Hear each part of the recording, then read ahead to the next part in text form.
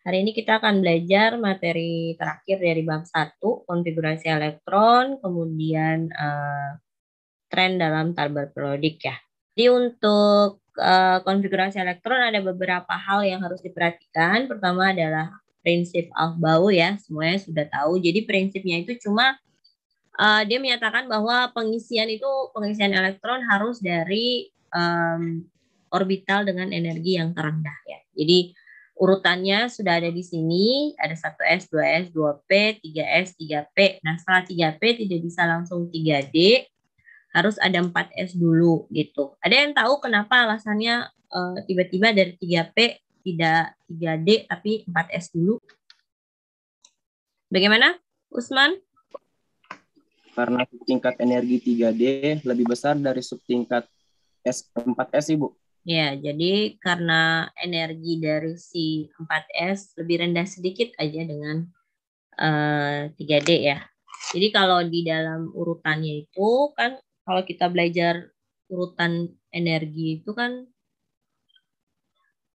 misalnya ini energi ya, ke atas itu energi, lalu ada tingkatannya ini misalnya 1S, 2S, 2S jauh deh, bentar.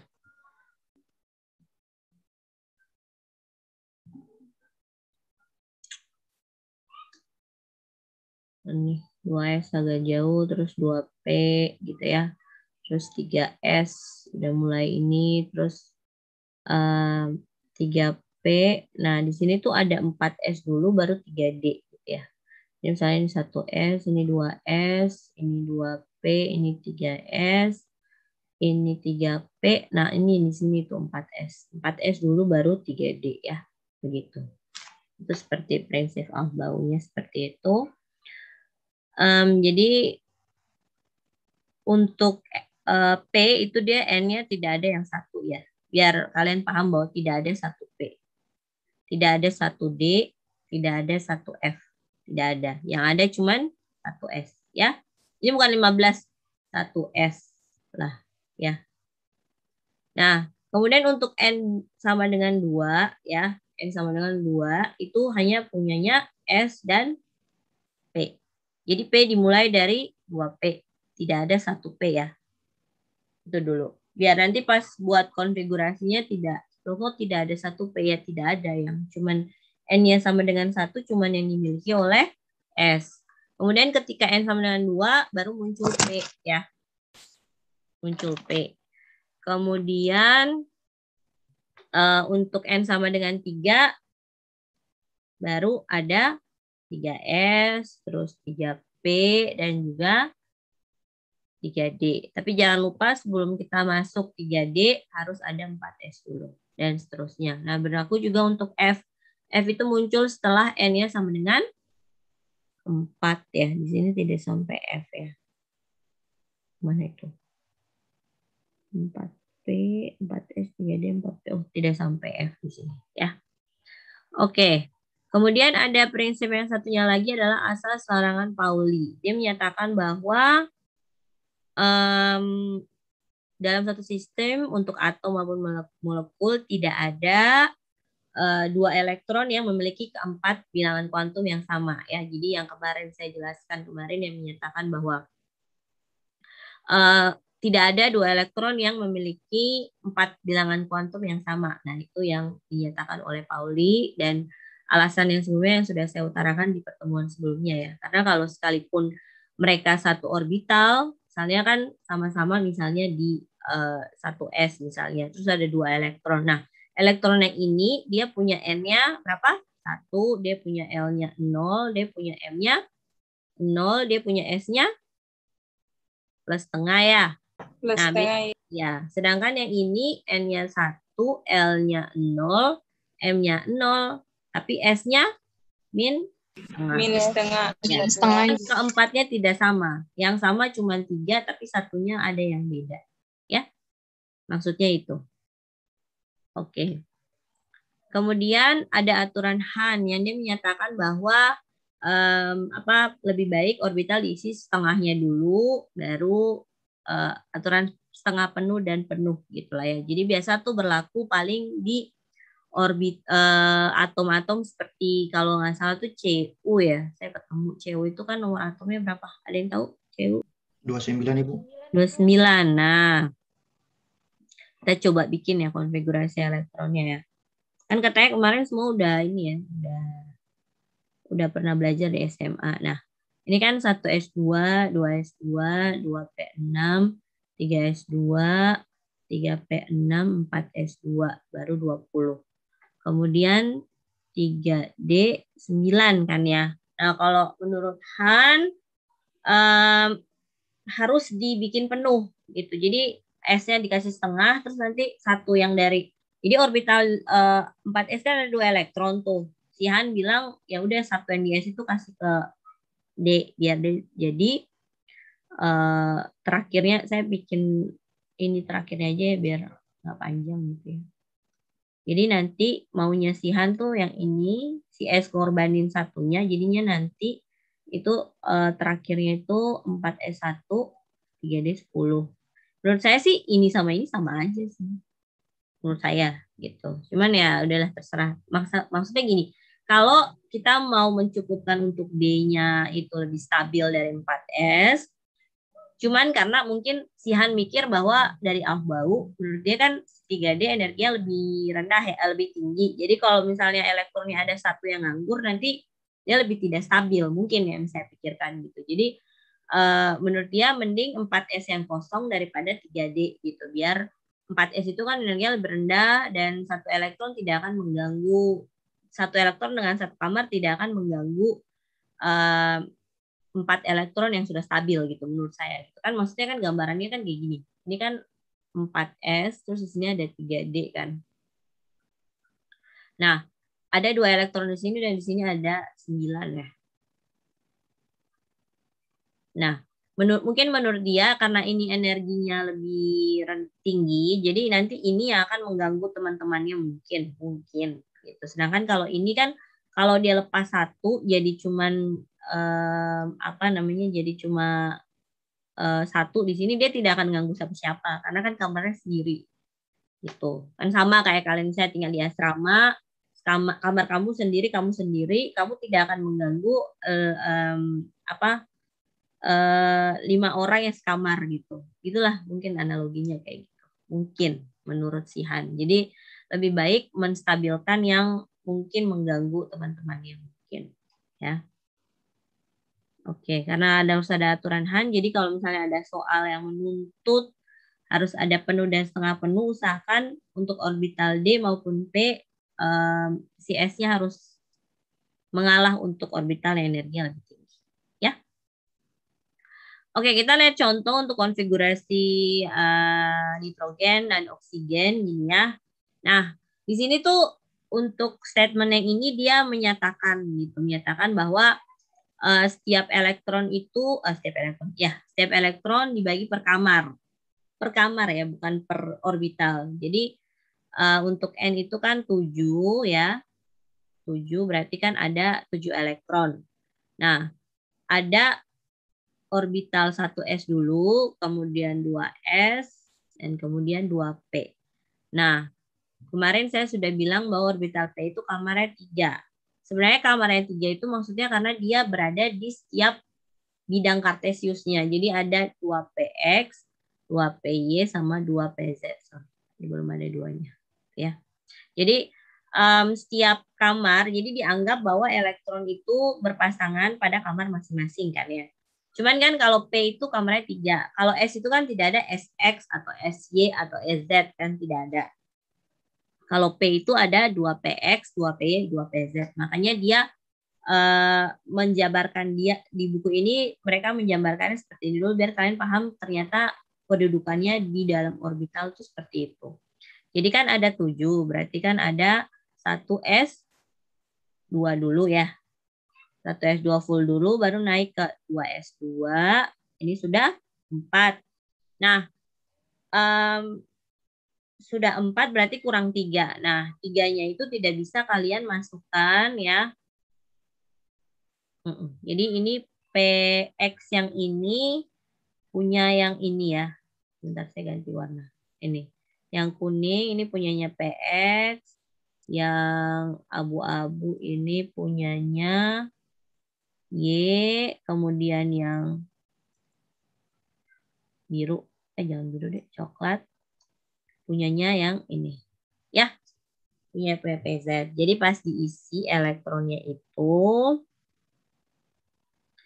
pas diisi elektronnya, ininya full dulu, ya, 2, terus 2 lagi, terus satu-satunya itu kan C3, dibagi per kamar karena harus diisi per spin yang up dulu kan ya. Jadi 1, 2, 3. Jadi makanya jadinya 2PX-nya 1, 2PY-nya 1, 2PZ-nya 1. Tidak bisa kalian mengisinya itu di sini 2 terus 1. Tidak bisa. Karena kan ada aturan apa namanya? Aturan Aufbau yang menyatakan bahwa mengisi yang terendah dulu, kemudian ada sebentar. Ketika diisi juga itu kan Aufbau bilang apa namanya? Harus diisi dengan spin up dulu ya. Kalau kamarnya itu lebih dari 1. Ya, kan kemarin saya bilang kalau kalau cuma S 1 elektron, saya tidak tahu dia spin up apa spin down, terserah dia. Tapi kalau dia 3 kamar, berarti dia tetap harus spin up dulu karena harus ada elektron yang lain yang akan masuk ke kamar yang selanjutnya. Seperti itu ya. Harus urutan, istilahnya ngantri lah. Gitu. Ngantri dengan posisi yang sama. Kayak buka pintu di ATM kan pas ngantri ambil uang di ATM, apa namanya pintunya biasanya kan disuruh tarik ya. Jadi kalau buka pintu ATM didorong, terus nanti kamu akan mengganggu orang yang mau keluar dari dalam ATM. Itulah analoginya seperti itu. Jadi harus masuk dengan posisi yang sama untuk kamar yang sama-sama punya. Even dia satu-satu untuk P, gini maksudnya. Gitu. Tapi karena dia punya kamar dianggap satu baris gitu, bukan sendiri-sendiri, jadi harus sesuai dengan arah yang dianjurkan, jadi harus spin up. Kalau S itu boleh lah, kalau dia cuma 1 elektron, dia mau masuk spin up, spin down nggak apa-apa, kita nggak ada urusan. Tapi kalau udah sampai di P, D, dan F, karena kamarnya itu apa ya bahasanya, berada bersama-sama begitu ya, artinya berkesinambungan, jadi aturannya harus spin up dulu, ya. Nah juga sama dengan O. Di sini untuk konfigurasi O itu sama, cuman karena dia kan atomnya lebih, elektronnya lebih 1. Berarti nanti pengisiannya kan begini ya, 8, terus 1S2, 2S2, 2PX, 2PY, 2PZ ya. Nah, untuk ini kan tetap 2, sama 2, ini juga 2. Nah, ini kan ada 3 kamarnya nih. Isinya juga begitu. 1, 1, 1, sudah 3 kurang 1. Ini kan udah 4, 7. Berarti diisi lagi yang PZ. Jadi PZ-nya 2, PY-nya 1, PX-nya 2, sorry, PY-nya 1, PZ-nya 1. Nah, karena terlalu panjang nulisnya gitu ya, harus ada PX, PZ, nanti kalau DY, DX kuadrat kurang Y kuadrat, DX kuadrat, DZ kuadrat, nanti bingung. Jadi ilmuwan memikirkan bahwa untuk simplifikasinya, jadi 3P-nya langsung 2P3, 2P3 dan 2P4 aja. Dengan maksimum jumlah elektron untuk P itu ada berapa? 6. Kemudian untuk D itu 10. Ya, jadi tidak ada 3D11, tidak ada 2P7, tidak ada. Ya, jadi kalau P maksimum orbitalnya, maksimum elektron di dalam orbital itu cuma 6. Jadi tidak ada istilah 2P7, tidak pernah ada ya. Tidak ada 3D11, tidak ada. Karena maksimum elektronnya cuma kalau untuk P itu 6, untuk D itu 10. Ya. Oke. Kita lanjut saja, nanti ada latihan sebelum saya kuis ya.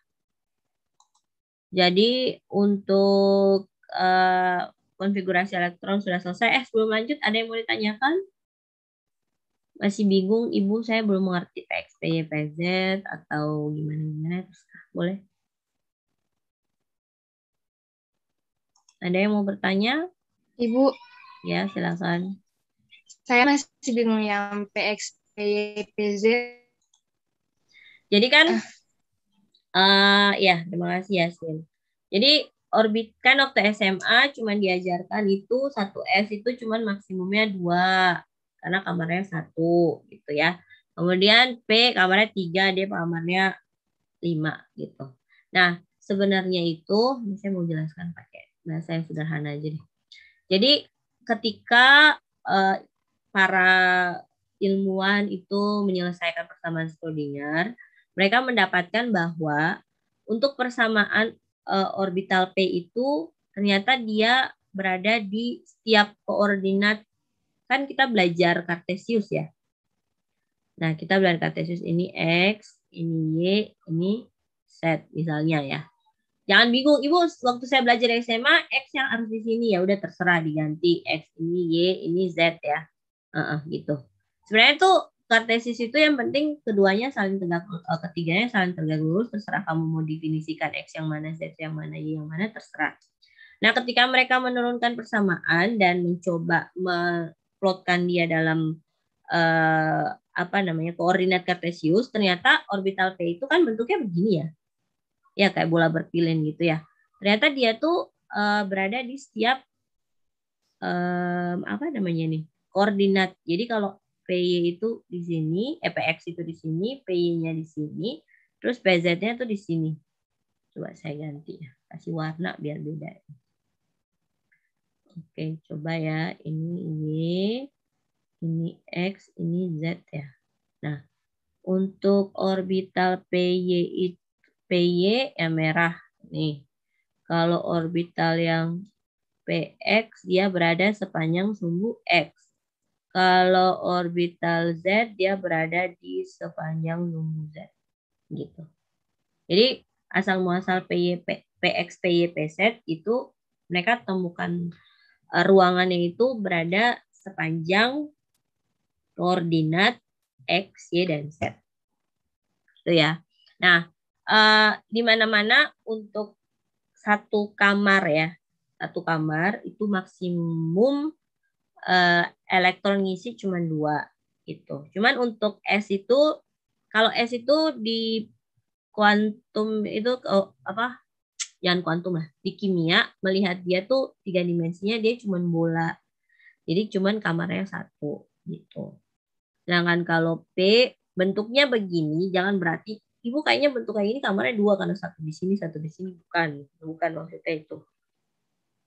Bentuknya yang ditemukan tuh bola berpilin seperti ini dengan dia berada di 3 koordinat kartesius gitu. Makanya ada muncul PX, PY, dan PZ. Setiap PX itu punya maksimum diisi cuma 2 elektron, setiap PY juga sama, setiap PZ juga sama. Oke. Sebelum saya lanjut di sini kan ada gambar kalau nggak salah ya di sini.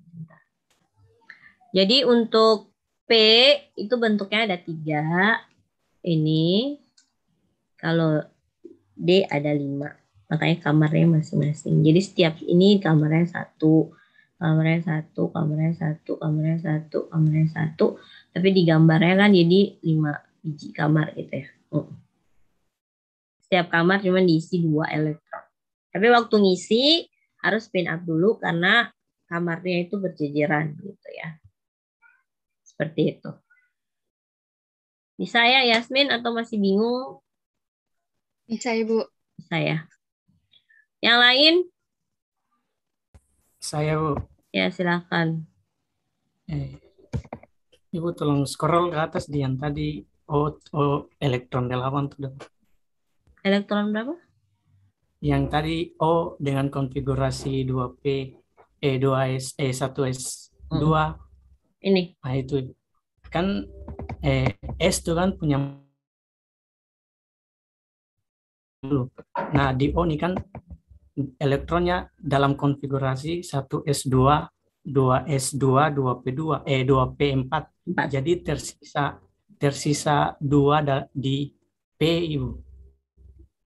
Kan maksimalnya P itu kan 6. Nah, maksudnya 2P4 dalam O ini kan maksimal P itu kan 6. Nah, 2 di dalam konfigurasi terakhir. 2P4 nih dikemanakan Ibu?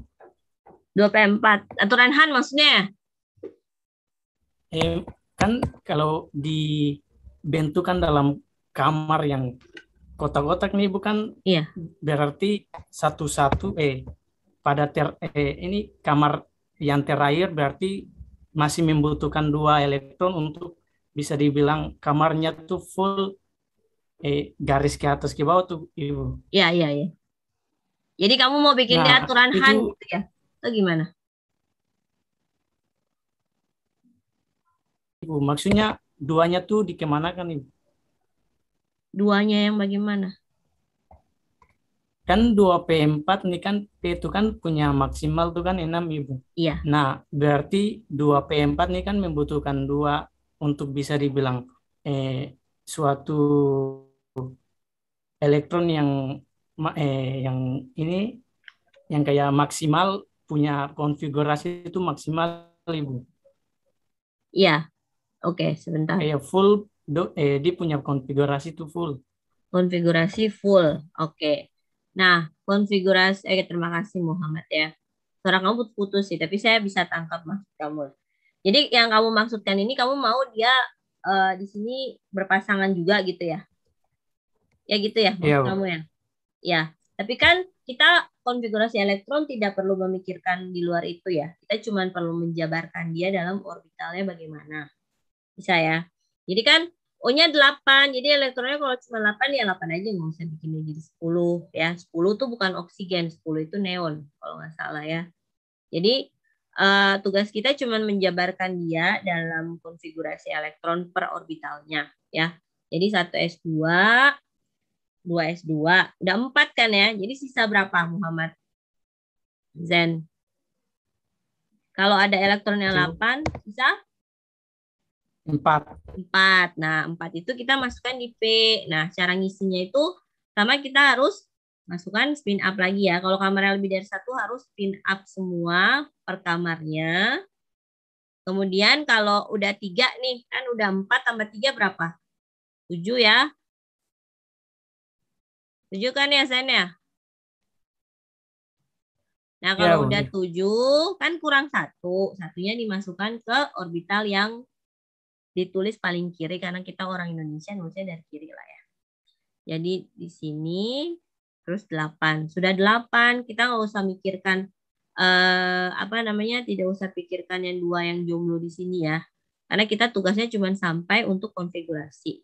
Kecuali kita mau membuat dia dalam bentuk ikatan. Kalau dia membentuk ikatan baru kita pikir 2-nya nanti dari siapa gitu ya. Selama cuma mau buat konfigurasi elektron tergantung jumlah elektron masing-masing atom. Tidak usah memikirkan dia udah ada pasangan atau belum. Ya. Oh ya, Ibu. Saya. Atau masih mau tanya apa lagi? Ibu, saya mau bertanya boleh, Bu? Ya, boleh. Silakan, Rista. Jadi, gini, Bu. Ya. Kan seperti yang 1S2 itu diisi full satu kamar saja tuh, Bu. Terus 2S2 full lagi. Ya. Satu kamarnya itu. Ya. Terus masuk di 2P4 itu, ya. Apakah tidak bisa hanya 2 kamar, Ibu? Bukan 3 kamar. Jadi 2 kamar itu terisi full. Kalau 3 kan ada yang 1 elektron, ada yang tidak full gitu, Ibu. Oh gitu, oke. Sebenarnya mirip ya sama Zen. Jadi gini, tadi kan saya udah bilang, ngisinya tuh kalau dia kamarnya lebih dari 1, harus urutan gitu. Spin up semuanya setengah penuh dulu, kan tadi aturan Han ya. Nah kalau dia udah setengah tapi masih ada kurang berapa yang ngikutin, ya baru kan kayak gini. Sorry, ini salah ya, nggak boleh. Ini tidak boleh. Jadi harusnya masing-masing 1. Kan maksud kamu kan mending saya gambarnya begini ya. Nggak boleh, aturannya tidak begitu. Harus ngisi dengan spin up plus setengah. Spin up itu kan dia begini, spin down begini. Ini nilainya kan plus setengah, ini nilainya minus setengah. Nah, energi yang ini dikatakan oleh ilmuwan bahwa energinya lebih rendah. Jadi kita ngisi yang spin up yang energi rendah dulu, baru kita ikut dengan energi lebih tinggi. Gitu. Jadi kalau kita udah ngisi setengah dulu gitu ya. Banyak sekali XX ini. Nah, apa namanya? Kita tidak bisa ngisi kayak gini. Kayak oh 2 dulu deh. Terus ada kurang berapa? 2 lagi. Ya gini. Tidak boleh ya. Aturannya tidak begitu. Harus ngisi per kamar dengan spin yang sama. Seperti yang tadi saya bilang, kalau kita masuk ATM kan kita harus ngantri. Kalau nggak ngantri kan nanti dimarahin sama orang yang di depan kita. Kan misalnya kita mau ambil uang, terus tiba-tiba kita mau masuk, ada 3 orang di depan, terus kita lewat 3 orang itu ke depan, terus buka pintu, kan nanti dia marah gitu. Terus waktu buka, orang yang dari dalam ATM kita bukanya dorong ke dalam, jadi kan nggak bisa keluar gitu. Jadi maksudnya gitu. Jadi ketika mau masuk kamar juga setiap orang harus ngantri dengan persyaratan bahwa setiap elektron itu kalau mau masuk di kamar yang lebih dari 1 kamar, misalnya lebih dari 1 kamar itu kan PDF ya. S kan kamarnya cuma 1. Kalau di P kan kamarnya 3. Jadi kalau pas masuk dia harus masuk dengan arah yang sama dulu. Setelah setengah full dengan arah yang sama, baru diisi lagi dengan arah yang berbeda, dimulai dengan penulisan di kamar yang sebelah kiri. Yang kita gambarnya sebelah kiri. Ya, gitu. Ya tidak boleh, kita pikir karena 4 jadi ya udah 2 kamar aja tuh setengah yang 1, tidak bisa. Karena dianggap lebih apa ya? Lebih menyalahi aturannya si siapa itu? Han ya. Han ya kan minta isi setengah dulu baru di fullkan. Jadi jangan setengahnya tuh bukan setengah kayak gimana ya, setengahnya itu bukan kayak yang misalnya kamarnya 3 terus kamu pokoknya ya udah dah setengah dari sini gini, itu dulu bukan. Tapi setengah artinya kalau ada kamarnya 3, maksimum kamar per kamar kan 2, jadi 6, setengah dari 6 berarti 3 dulu baru 4 ikutin yang lain gitu ya. Jangan bingung ya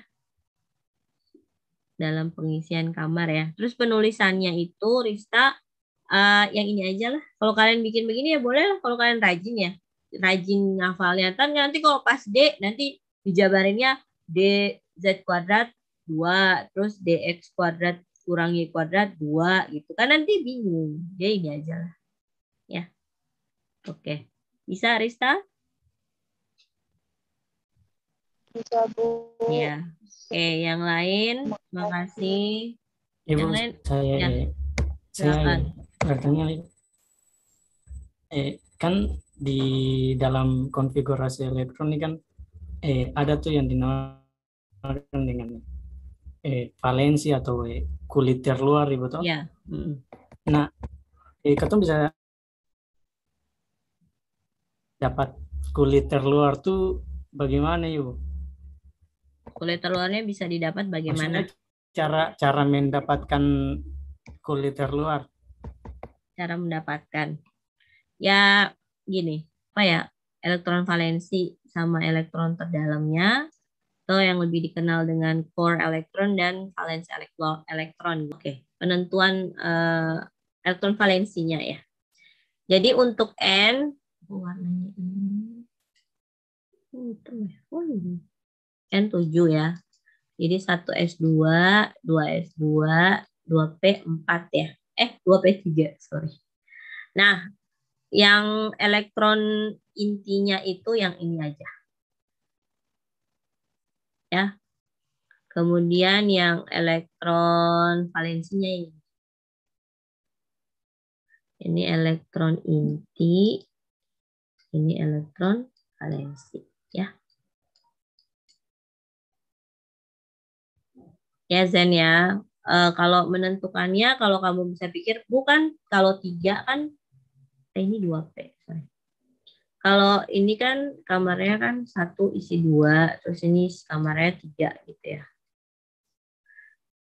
Begitu. Terus kamu pikir, kayaknya yang ini aja yang elektron valensinya. Ternyata bukan yang ini. Keduanya ini yang mempengaruhi. Jadi kulit S sama P-nya juga mempengaruhi. Beda kalau sama kayak Na ya. Na itu kan 11 ya. Itu 1s2, 2s2, 2p6, terus berapa lagi? Ya, S1 ya. Nah, yang jadi elektron inti yang ini. Ini yang jadi elektron valensi. Atau gini aja.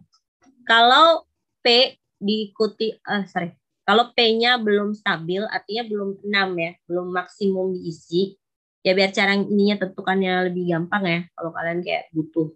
Ibu, kita bingung kalau misalnya ada dua elektron dua orbital di elektron valensi itu bingung, atau gini aja. Kalau yang N sama Na itu kan bedanya di sini. Kalau ininya dibesarkan ini jelek ya. Ini kan hitam kelihatan. Oke, jadi elektron valensi untuk dua jenis, misalnya S dan P, itu terjadi ketika P-nya belum full 6. Jadi S-nya yang samping dia mengikuti dia. Sedangkan kalau P-nya udah stabil seperti ini, berarti kalau S-nya terakhir, berarti S-nya sendiri di belakang yang jadi elektron valensinya. Biasa sih gitu. Jadi kalau kayak golongan-golongan 1 kayak Na, golongan 2 kayak golongan 2 itu siapa sih? Kalsium ya. Nah, itu akhirannya itu sebelum S-nya itu P-nya udah 6 gitu. Jadi orbital sebelumnya di atas dia sudah terisi penuh, berarti dia diambil sendiri. Itulah kayaknya ya. Lebih gampang cara menentukannya. Bisa, Zen? Bisa, Bu, bisa. Bisa ya. Nah, saya lanjut aja ya, karena di buku tidak dijelaskan cara penentuan periode dan golongan, ini tambahan aja. Tambahan sih, dan juga nanti ada di kuis.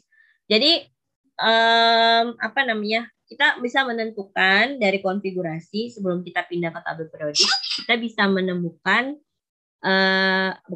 menentukan posisi dia di tabel periodik itu di mana. Ya. Jadi kalau untuk misalnya contoh Na ya, ini kan elektron valensinya. Berarti dia ada di golongan 1 periode 3. Bisa? Ya. Nah, kalau untuk N, dia berada di golongan 5. Dapat 5 dari mana? 2 tambah 3. Golongan 5 periode 2. Ini tidak dijumlahkan ya? Atau N? Ya, N periode 2. Sorry. Periode 2. Ya. Jadi cara menentukan golongan sama periodenya dari elektron valensinya. Tapi kalau untuk golongan dijumlahkan untuk elektron valensinya, golongannya, sedangkan kalau periode N atau bilangan utama dari orbital terakhir dari konfigurasi elektron. Ya? Bisa?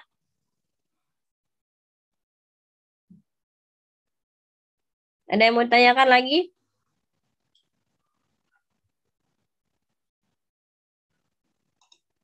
Bisa ya? Atau ada yang mau tanyakan? Masih bingung atau gimana? Ibu, saya mau tanya boleh, Bu? Ya, silakan. Kan tadi Ibu bilang cara menentukan itu dari elektron valensi 2 belum. Terus 2-nya itu periode. Rita, saya tidak kedengaran kamu ngomong apa. Ibu dengar, Ibu? Ya, dengar. Iya, Ibu. Tadi kan Ibu menjelaskan bahwa cara menentukan golongannya itu pada elektron valensinya, Bu. Iya. Nah, tadi kan Ibu bilang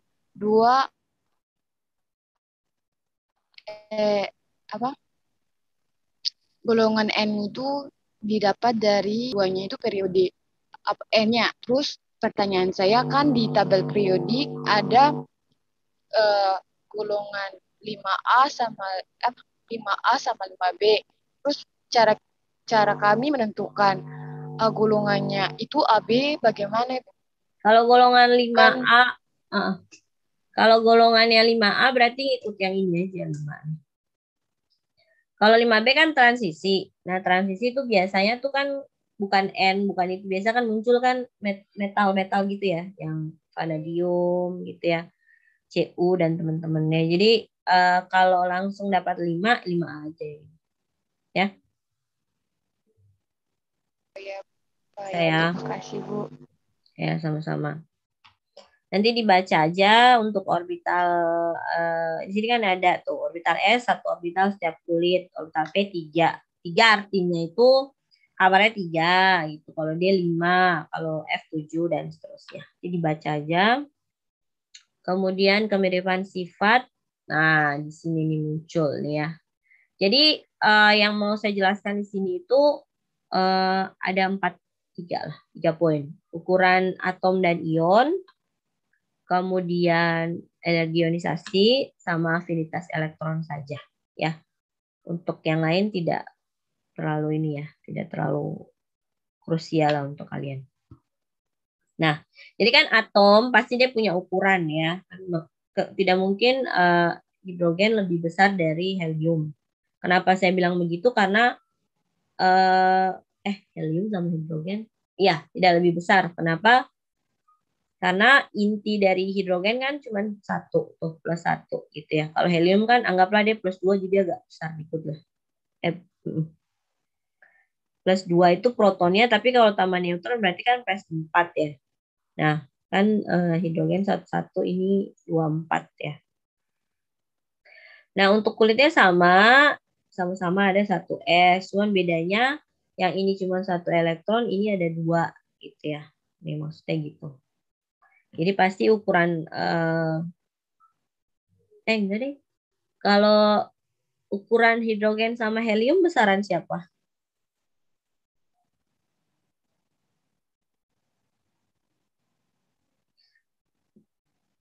Saya gambarnya ulang ya, biar lebih gampang mengerti. Nah, ini kan kalau di tabel periodik kan mereka satu periode kalau nggak salah, helium dan hidrogen. Jadi hidrogen sama helium. Ininya itu 2, ininya 1, ini 1, ini 4 ya. Kita tidak pusingkan apa namanya.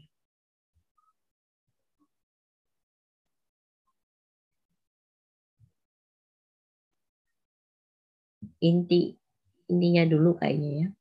Jadi ini ada plus 1 di tengah, ya. Ini ada plus 4. Ukurannya sama lah. Saya tidak membesarkan plus 4 dan plus 1, ukurannya sama. Nah, di sini ada kulit pertama 1S. Ini ada kulit pertama 1S di sini juga, ya. Ini elektronnya 1, ini elektronnya 2. Kira-kira ukuran atom helium sama hidrogen besaran siapa? Lebih besar siapa, hidrogen apa helium?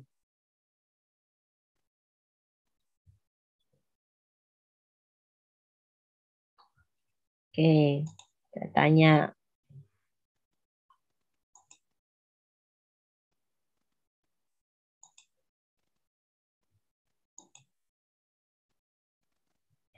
Paula Lesilolo. Ukuran yang besar punyanya siapa?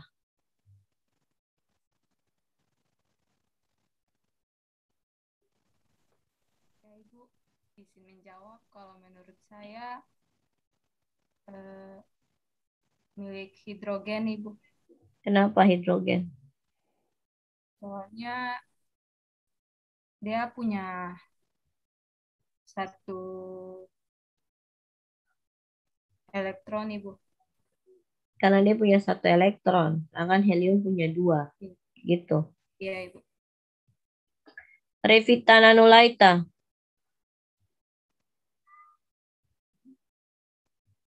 Terima kasih. Tadi siapa tuh? Oh, tadi udah hilang.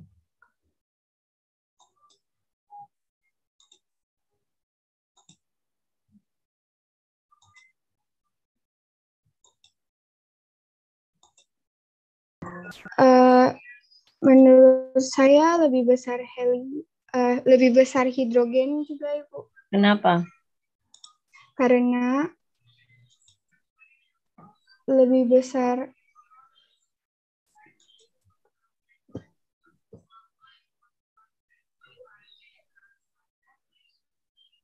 Karena lebih besar apa?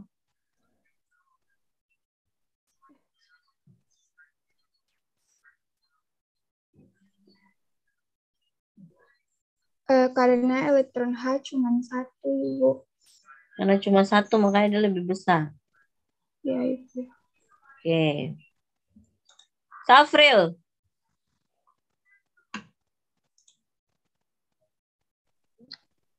Ya, Ibu. Jawab.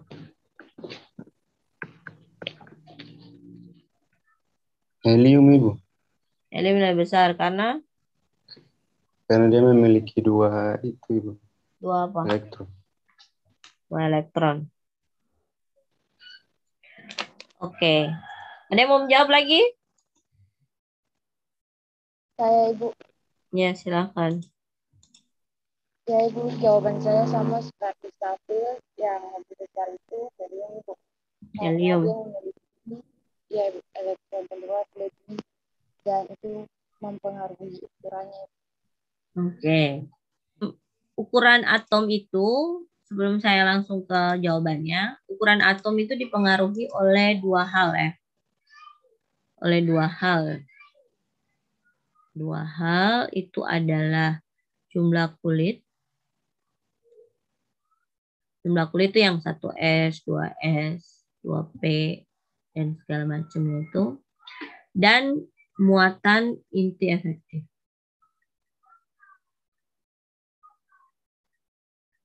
Ya, dua hal itu. Nah, kalau jumlah kulitnya bertambah terus, berarti dia lebih besar kan ya. Saya kalian punya rumah, kamarnya dibanyakin di luar rumah gitu ya, dibikin kamar di luar kan tanah kalian tambah besar gitu ya. Seperti gitu. Rumah kalian cuma di rumahnya, kamarnya cuma dalam rumah, berarti tidak terlalu besar gitu ya. Nah, kalau muatan inti efektif itu begini.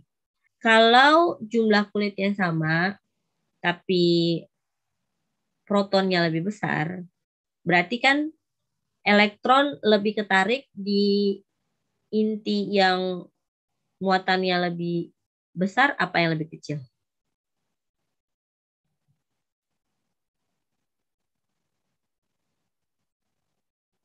Coba jawab dulu. Kalau di hidrogen kan di pusatnya cuma +1 ya. Kalau di apa namanya di helium itu sebentar. Kalau di helium itu dia cuman dia +4 ya. Bentar, tunggu periodiknya. Oke.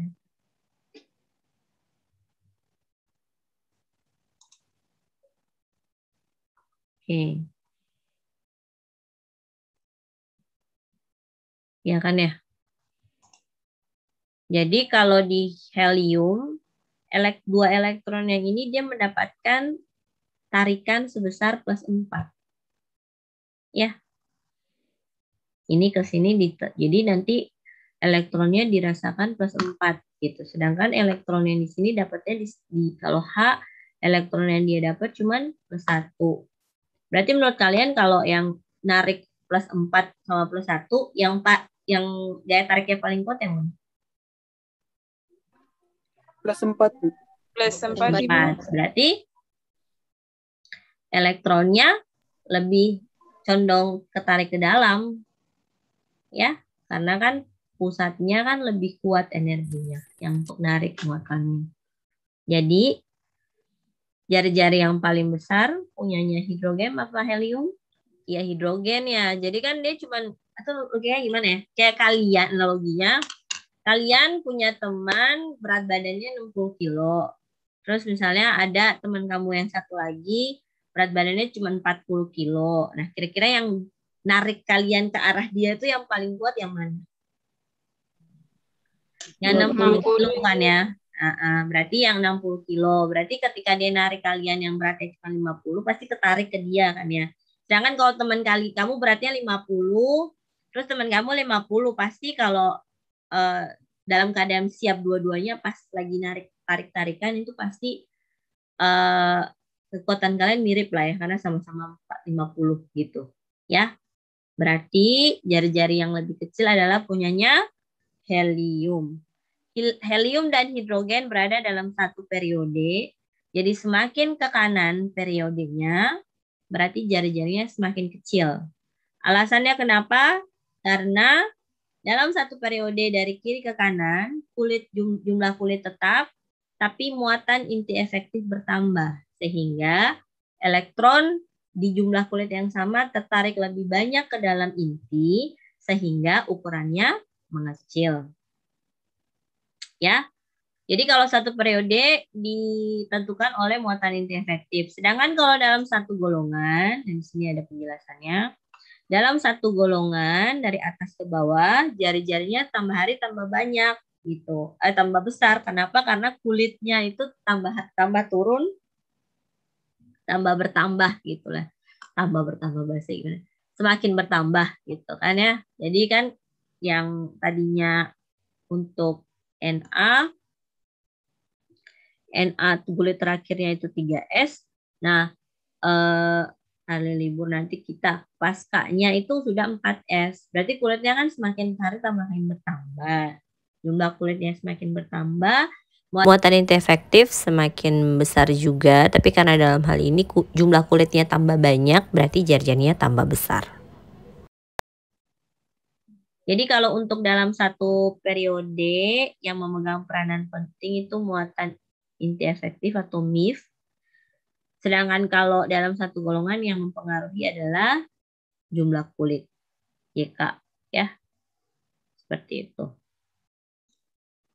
Oke, jadi itu untuk atom ya. Nah, ketika atom melepaskan elektron, berarti dia membentuk apa? Kation ya. Dia menjadi kation. Jadi ion maksudnya. Ion tapi muatannya positif, namanya kation. Nah, ketika dia menerima elektron, berarti dia gimana? Dia membentuk ion juga tapi menjadi anion ya. Jadi ini yang plus, ini yang minus ya. Nah, ketika dia berubah menjadi ion gitu ya. Kalau molekul netral dia melepaskan elektron, berarti kan elektronnya pindah dari kulit terluar ke orang lain gitu. Entah dia mau lari kemana, terserah dia lah. Nah, ketika dia lepas satu elektron ataupun 2 ataupun 3, berarti kulitnya juga kosong. Nah, kalau kulitnya kosong tidak ada elektron, dianggaplah dia tidak ada ruang tambahan. Berarti ukuran ionnya semakin mengecil ya.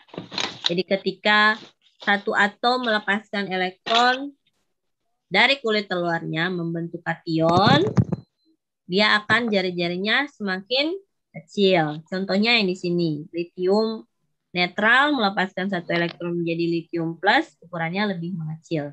Dari 304 pikometer sampai turun menjadi 120 pikometer. Ya. Kemudian kalau satu atom netral menerima elektron dari tempat lain, gitu artinya dia menambahkan elektron ke dalam dirinya, maka jari-jari anionnya itu akan semakin membesar. Contohnya di fluor. Fluor netral jari-jari atomnya cuma sekitar 128. Ketika dia menerima satu elektron menjadi F-, dia naik menjadi 272 pikometer. Ya, jadi kalau atom netral menjadi kation, ukurannya mengecil. Alasannya karena kulit terluarnya jadi kosong, jadi dianggap dia tambah kecil, tidak diperhitungkan lagi kulit yang tadinya ada elektron kan. Nah, kemudian jika atom netral menerima elektron lain di kulit terluar, jari-jarinya semakin besar karena akan terjadi tolak-menolak antara elektron yang ada di kulit terluar dengan elektron yang baru masuk tadi. Ya, kemudian untuk energi ionisasi itu agak lebih dia sering dipertukarkan dengan afinitas elektron, tapi padahal cara penulisannya itu berbeda ya. Kalau ionisasi, elektronnya sebelah kanan. Sedangkan kalau afinitas elektron, elektronnya sebelah kiri. Ya, bisa dibedakan cara penulisannya. Nah, kalau energi ionisasi adalah energi yang dibutuhkan untuk memindahkan satu elektron dalam keadaan gas dan terionisasi pada tingkat dasar ya. Jadi kemampuan untuk membentuk kation kalau ionisasi. Jadi dia lebih kemungkinan dia lepas elektron dari diri dia. Nah, dalam satu golongan itu dari bawah ke atas itu energi ionisasinya bertambah. Sedangkan kalau dari kiri ke kanan satu periode energi ionisasinya juga bertambah. Alasannya begini. Kalau dalam satu golongan kan jumlah kulit kan banyak tuh. Kan jumlah kulit kan semakin hari semakin banyak kan. Kalau tadi Na ini berakhir di 3S, ini berakhir di 4S kan. Karena semakin banyak kulit, dia semakin jauh dari inti kan ya. Semakin jauh dari inti berarti dia cepat lepas. Jadi ketika dikasih energi dikit, dia bisa langsung melepaskan dia tidak butuh energi yang besar untuk melepaskan diri. Kan analoginya kayak gini. Kayak kalian pacaran LDR ya. Long distance relationship gitu. Nah, kalau posisinya jauh gitu ya. Saya tidak bicara kadar cintanya, saya bicara posisi kalian dengan pacar kalian. Jadi kayak misalnya pacar kalian satunya di Ambon, satunya di SBB misalnya ya, atau satu di Ambon, satu di Jakarta itu, atau satu di SBB, satu di Australia, misalnya gitu. Nah, kemungkinan untuk putus itu lebih gampang kan ya. Artinya tidak ada pengawasan secara direct gitu, secara langsung kamu dengan pasangan kamu begitu. Nah, itu juga terjadi dengan elektron. Jadi ketika dia jauh dari inti, berarti kan tidak ada kekuatan dari muatan inti efektifnya itu tidak terlalu banyak karena kan sudah jaraknya jauh begitu. Kalau jaraknya jauh kan berarti besarnya tarikan dari pusat itu lebih berkurang gitu. Atau kalau tidak mau LDR, tidak mau cara langsung elektron, analoginya misalnya kalian sama orang tua kalian kuliah di Ambon, orang tua kalian misalnya di Tidore atau di mana gitu ya, di daerah di luar Maluku lah. Kan kalian lebih bebas melakukan segala sesuatu karena ke kos dan segala macam kan ya. Kan kalau di rumah pasti dilarang mau pergi ke sini ke sana itu dilarang. Oh, jangan nanti ada COVID dan segala macam. Nah, kalau sudah datang ke Ambon, orang tua ada di kampung gitu. Kalian punya kehendak bebas kan? Karena kalian tidak berada dekat dengan orang tua kalian yang mengawasi. Nah, begitu juga dengan elektron kan. Anggaplah induknya itu yang di tengah, gitu artinya kayak yang menjadi pusat daya tariknya di intinya itu, ya kan kalau kulitnya banyak kayak begini kan, elektron yang kekuatan inti yang dirasakan oleh elektron yang di setiap kulit kan beda-beda. Nah, yang paling di belakang itu kan dia sudah terhalang dengan elektron-elektron yang lain di depan.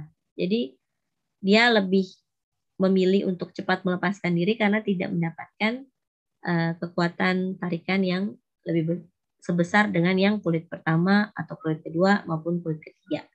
Seperti itu, ya.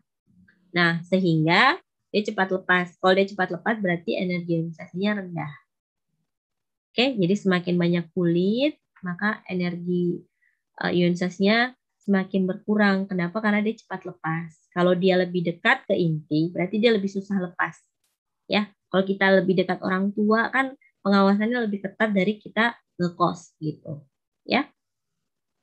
Nah, untuk satu golongan. Kalau untuk satu periode itu karena yang tadi jari-jarinya kan kecil kan, karena muatan inti efektif yang dia dapat itu lebih besar. Jadi logikanya lebih kayak nyambung dengan jari-jari atom yang tadi. Kalau dalam satu periode itu kan dia muatan inti efektifnya bertambah, kulitnya tetap. Jadi gaya tarik inti lebih banyak semakin ke kanan.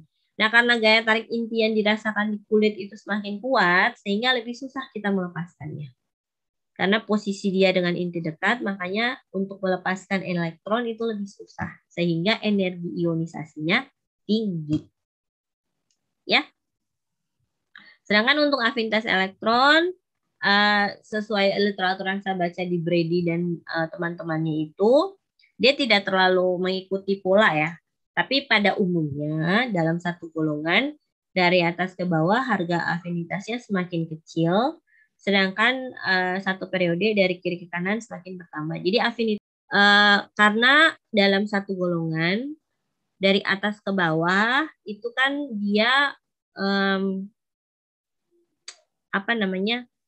jauh dari pusat intinya gitu ya, sehingga dia lebih gampang untuk lepas daripada terima.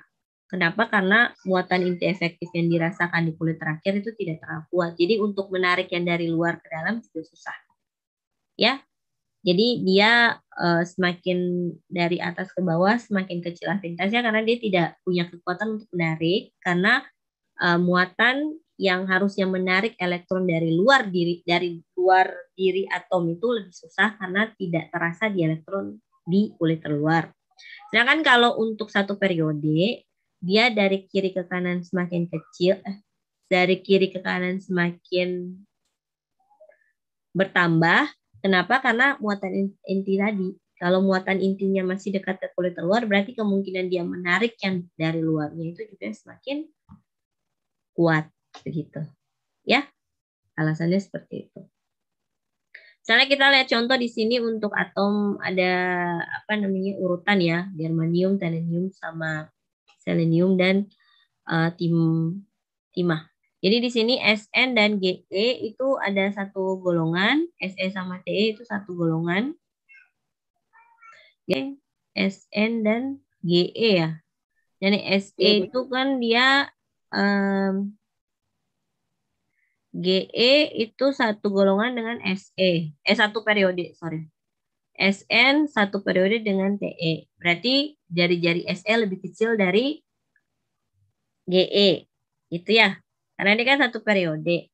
Kalau jari-jari Te itu lebih kecil dari Sn.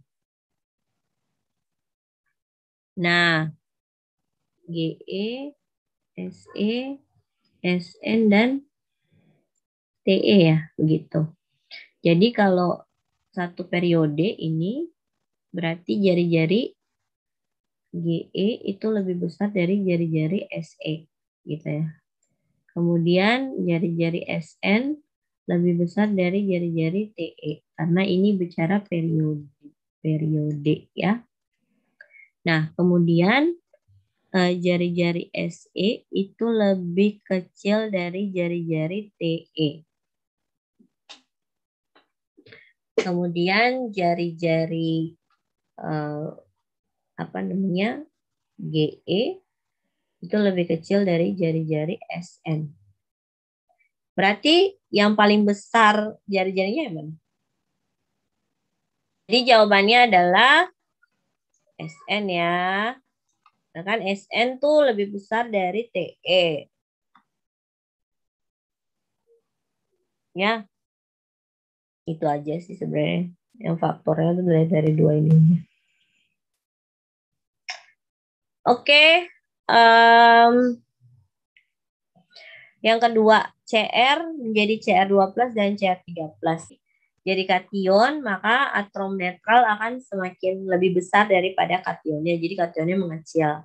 Jadi ketika membentuk kation, atom netral akan berukuran lebih kecil sehingga atom Cr memiliki ukuran terbesar. Jadi yang paling besar adalah Cr.